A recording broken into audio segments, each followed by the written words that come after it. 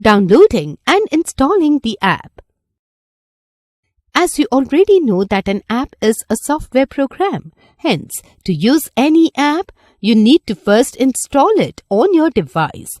As we have already learned, Google's Play Store and Apple's App Store are the most commonly used app stores. Among these two, Google's Play Store is more popular due to the huge market of Android devices. So, we are taking an example of an Android device to install an app from the Google's Play Store. To download and install an app on an Android device, follow the given steps. 1. Tap on the Play Store icon. 2. Type the name of the app or related keyword. 3. Tap on the app you want to install. 4. Tap on the Install button. 5. Tap on the Open button to use the app.